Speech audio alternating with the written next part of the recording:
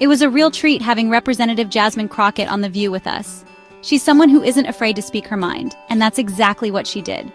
I introduced her as someone known for her sharp questions, because let's be honest, she doesn't pull any punches when she's holding people accountable. It's refreshing to see a leader who is so direct and passionate about the issues that matter. She came to our table ready to talk about some very serious topics, from the safety of our elected officials to what freedom really means in America today. Her energy is something you feel right away, and you know she's speaking from the heart. One of the first things we discussed was a truly heartbreaking event, the recent killing of a lawmaker in Minnesota. Sarah Haynes asked her if she feels safe doing her job, and her answer was a very clear and powerful no. This wasn't just a political answer. You could see the genuine concern in her eyes.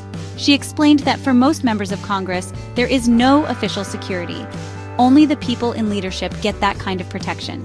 Everyone else has to find the money themselves, often by fundraising, just to make sure they and their families are safe from harm. This is a heavy burden to carry for anyone, especially for a public servant. She then made a point that really made all of us stop and think. She talked about how Congress recently passed a resolution to spend $10 million to protect the 9 justices on the Supreme Court. Now, nobody is saying the justices don't deserve protection, but her point was about fairness and priorities. Why is there so much focus on protecting one branch of government while the legislative branch, the one closest to the people, is left so vulnerable? It's a question that doesn't have an easy answer, and it highlights a major problem with how we think about safety for those who represent us every single day in Washington. This conversation set the tone for her whole visit. Jasmine Crocket isn't just interested in talking about politics in the abstract. She talks about the real-world impact of decisions made in Washington. She connects the dots between a funding bill and the fear a lawmaker feels when they go home at night. It's this ability to make things personal and understandable that makes her such a powerful voice. She's not just a politician. She's a former public defender who has seen how the system works and fails from the ground up. She brings that experience to every single conversation, and it makes people listen. Representative Crocket has a way of explaining things that really sticks with you. She brought up an analogy she's used before, and it's one that perfectly captures a major problem in politics. She compared some politicians to the guy who only calls after midnight. You know the type. They only reach out when they want something from you, and then they disappear until the next time they need a favor. She said this is how some Democrats treat certain communities, especially the Black community. They show up right before an election, asking for votes and making promises. But where are they the rest of the time? This is such a powerful and accurate critique. It's about more than just asking for a vote. It's about building real relationships and trust. Crocket said it plainly. Don't just show up when you need something. Show up and show me that you're here to serve me. This is a call for year-round engagement, for politicians to be a constant presence in the communities they represent. People need to see their leaders at the grocery store, at community meetings, and at local events, not just on a campaign flyer when it's time to go to the polls. It's a simple but profound demand for respect. Her message is a wake-up call for her own party. She is urging her fellow Democrats to do better, to be better.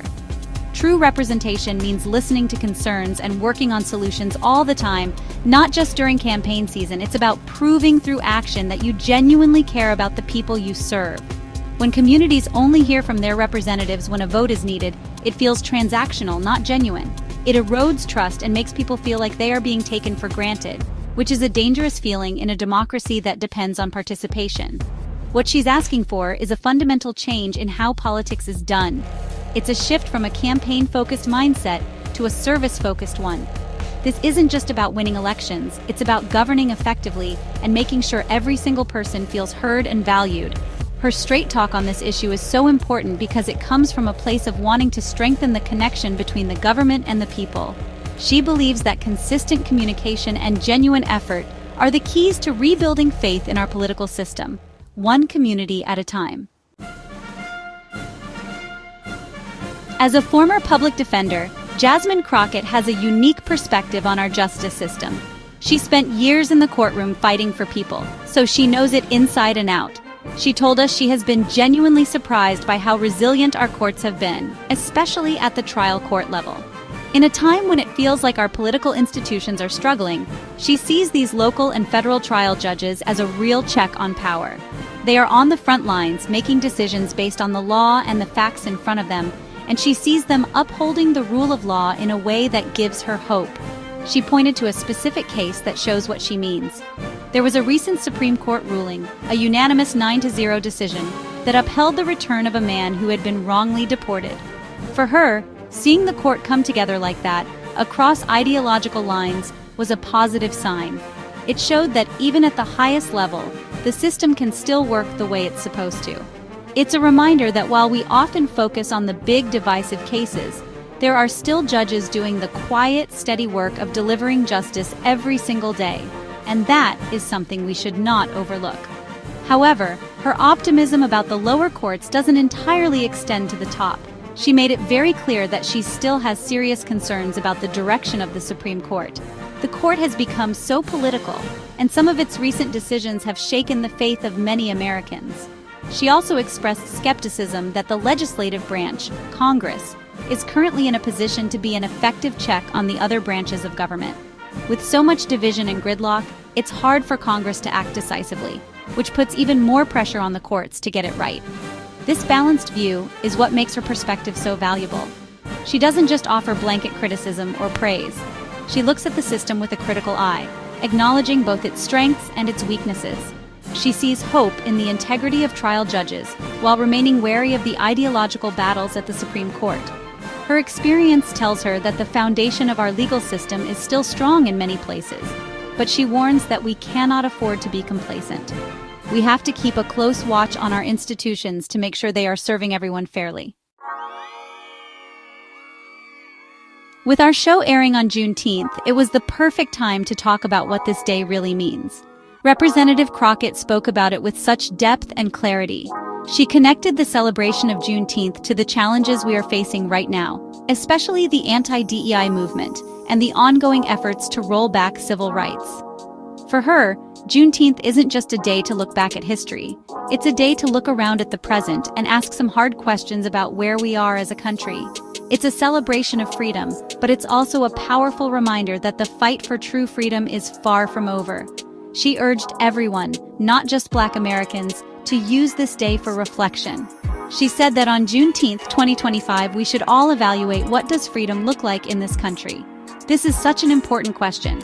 Does freedom look the same for everyone? Does a Black person experience freedom in the same way a white person does?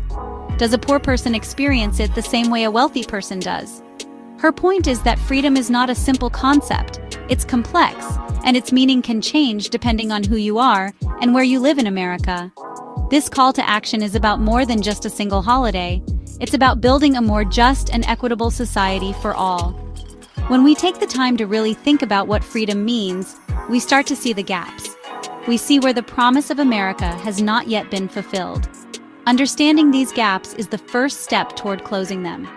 Crocket believes that Juneteenth should inspire all of us to recommit to the work of making liberty and justice a reality for every single person in this nation, not just a privileged few. Her final thoughts left us all with something to ponder. The spirit of Juneteenth is one of delayed but ultimately realized freedom. It teaches us about resilience, hope, and the long, hard struggle for justice. As Jasmine Crocket reminded us, that struggle continues today. We honor the past by working for a better future. Her appearance on our show was a powerful reminder that we have leaders who are not afraid to ask the tough questions and to challenge all of us to think more deeply about the country we want to be. And that is